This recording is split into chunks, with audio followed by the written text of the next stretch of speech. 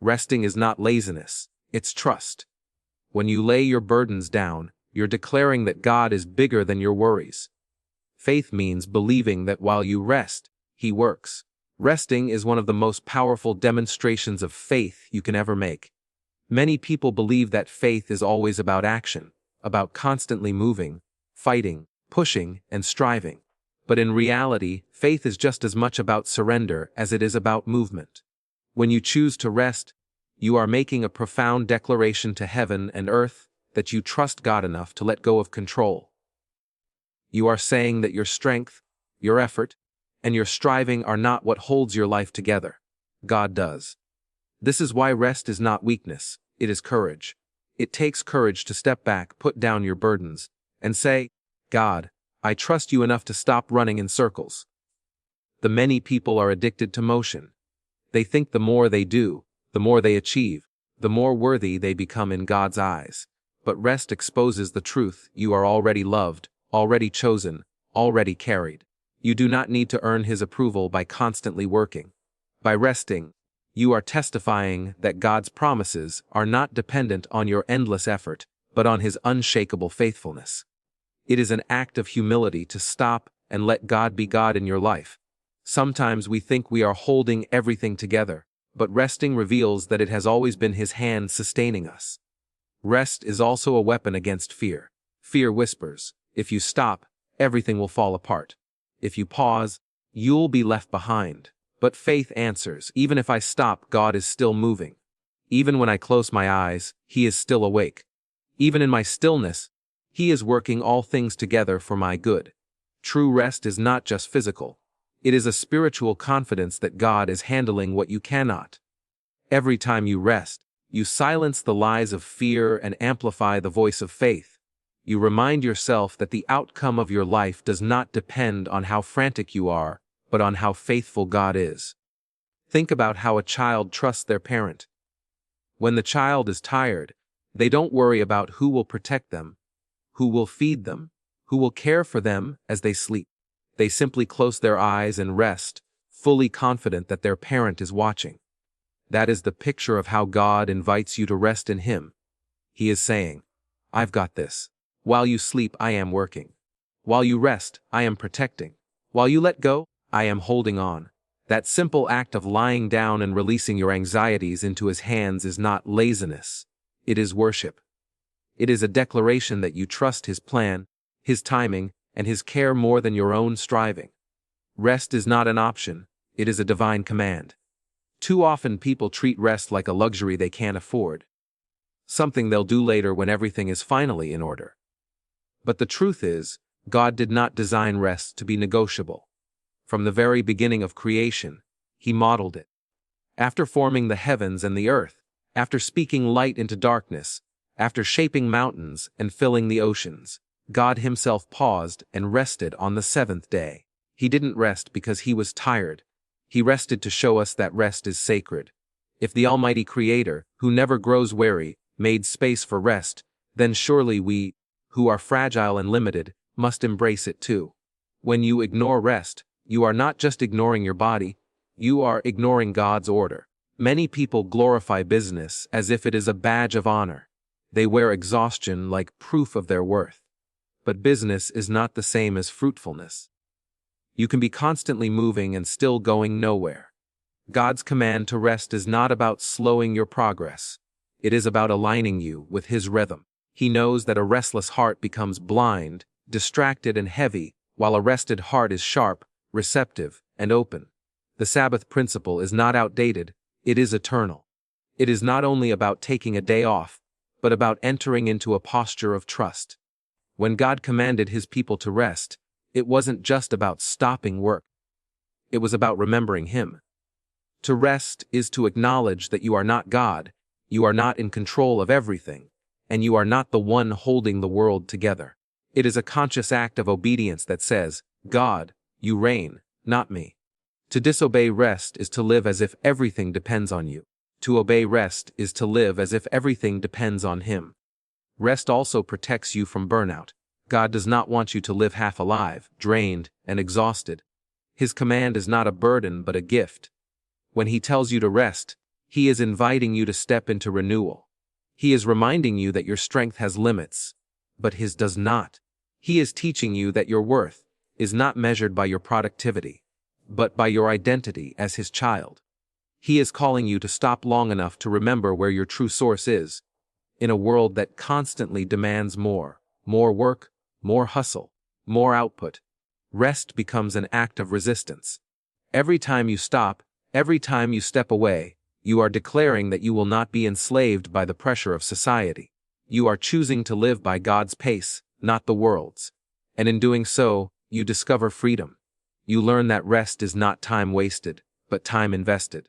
You realize that God's command to rest is not meant to slow you down, but to strengthen you for what lies ahead. Rest brings clarity in ways that constant motion never can. When your life is filled with noise, tasks, and endless activity, it becomes nearly impossible to hear the gentle whisper of God. The heart gets clouded, the mind becomes scattered, and the spirit feels heavy. In that state of constant rushing, you may think you're making progress, but often you are just spinning in circles, exhausting yourself without moving forward. Rest cuts through the noise. It slows everything down long enough for you to breathe, to listen, and to see with fresh eyes. Clarity is not found in chaos. It is born in stillness. When you are still, you allow your inner world to quiet down. The anxieties that shout so loudly begin to lose their power, and the confusion that seemed overwhelming starts to dissolve. God often speaks in a whisper, but if you're drowning in activity, you'll miss his voice. That's why rest is not simply about physical recovery, it's about spiritual perception. It sharpens your awareness.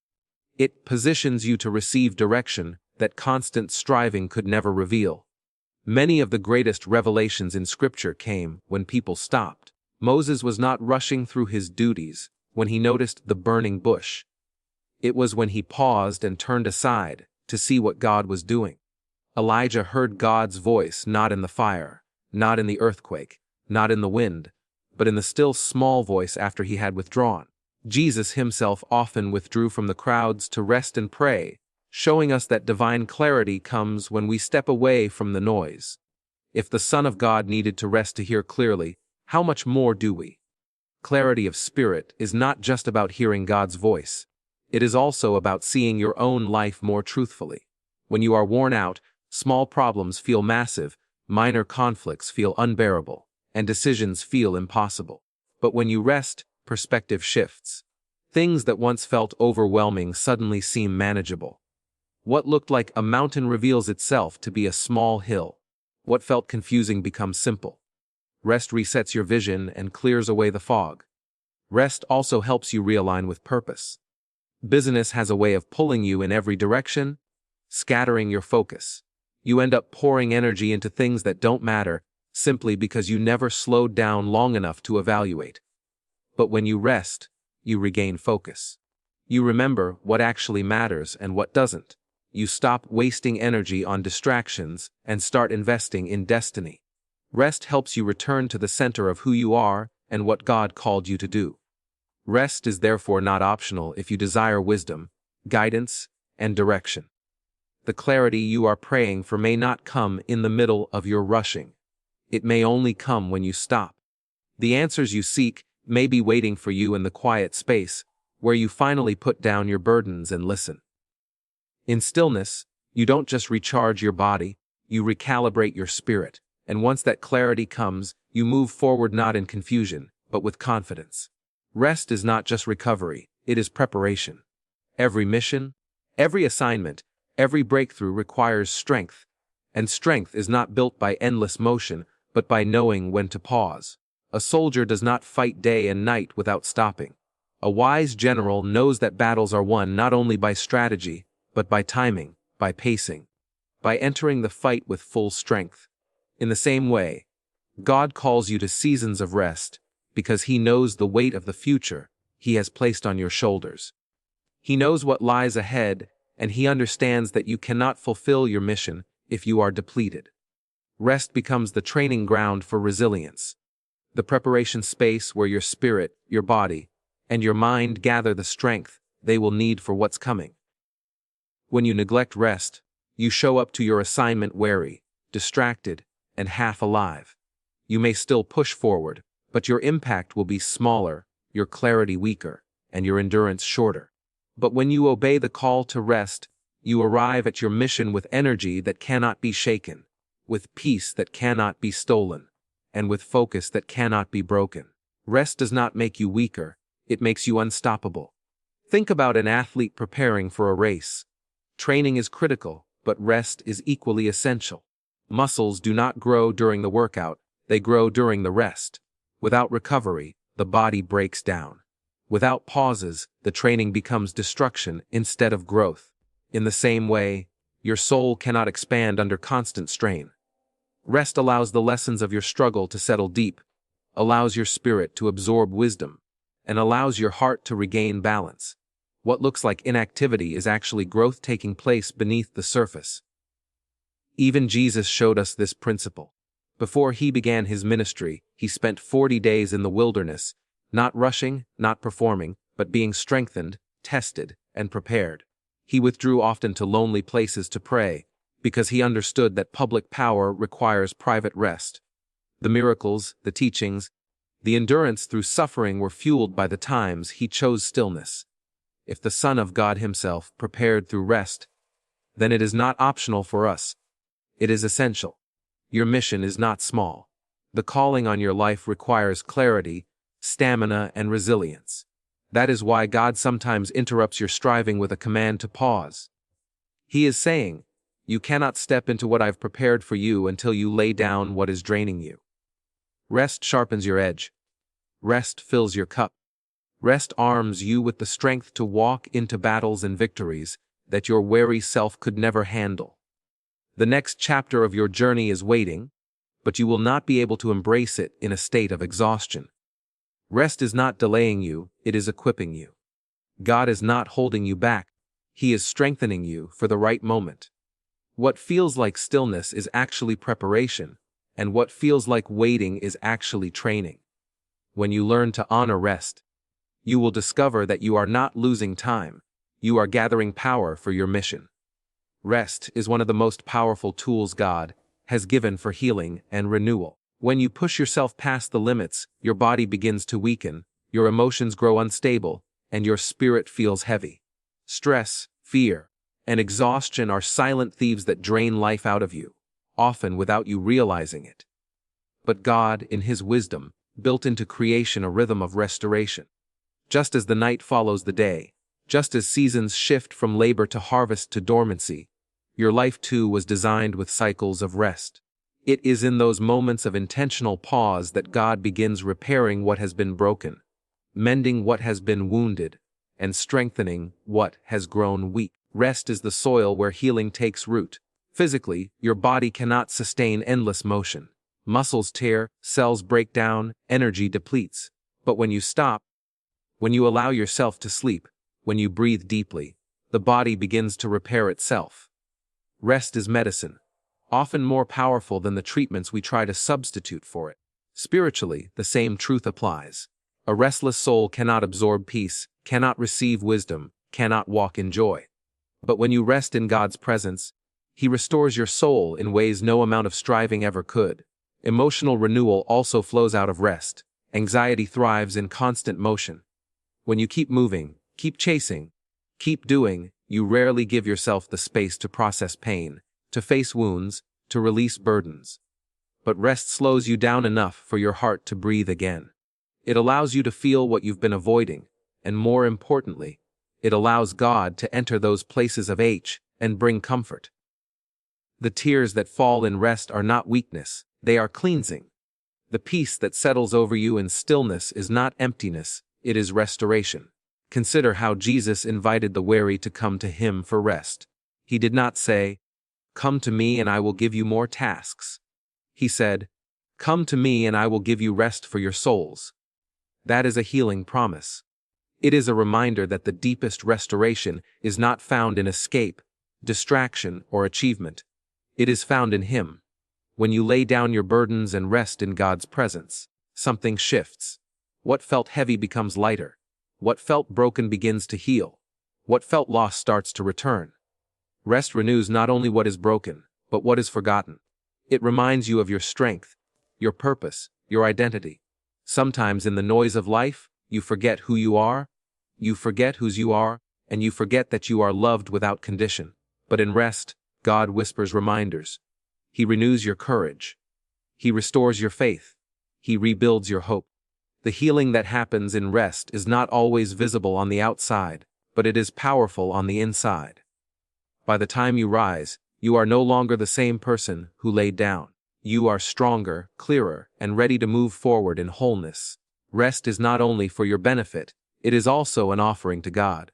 When you rest, you are declaring to heaven that you trust Him completely. You are saying, Lord, I do not need to carry what only you can carry. I do not need to control what only you can control. This surrender is more than relaxation. It is worship. To rest is to lay down your striving, your fears, and your anxieties at His feet, believing that He is able to do what you cannot. Worship is not only found in songs, prayers, and raised hands, it is also found in silence, stillness, and trust. The human instinct is to do more, to prove more, to fix everything with effort. But when you stop and choose rest, you confront the pride that says you are the one holding it all together. In that moment of stillness, you humble yourself before God and acknowledge that He alone sustains your life. That act of humility is a form of worship more powerful than endless striving. It is easy to sing about trusting God, but it is another thing entirely to rest when the pressure says, keep moving. True worship is lived out in that choice. Rest also shifts your focus away from self and back to God. In business, it's easy to slip into the illusion that everything depends on you. Your identity becomes tangled in what you produce, in how much you achieve, in how others perceive your effort. But in rest, all of that is stripped away. You are reminded that before you were a worker, before you were a provider, before you were a leader or a servant, you were a child of God. Your value is not in what you do, but in who you belong to. Rest restores that perspective and places God back at the center. There is something deeply spiritual about saying, I will not run today. I will not fight today. I will simply rest in the presence of my Father. That kind of surrender is an offering of faith. It declares that you believe His promises are true, even when you are not striving to make them happen. It shows that your trust is not in your own hands, but in His. Every time you rest in God, you are placing your entire life as an offering on the altar, saying, I am yours. My time is yours. My future is yours. My soul is yours. This kind of rest is not passive, it is active faith. It is not laziness, it is obedience. It is not avoidance, it is alignment. When you rest, you are aligning yourself with God's rhythm, trusting that He is working behind the scenes. It is worship because it honors Him as provider, protector, and sustainer. It magnifies His strength and diminishes your illusion of control. And in that offering of rest, God is glorified, and you are renewed.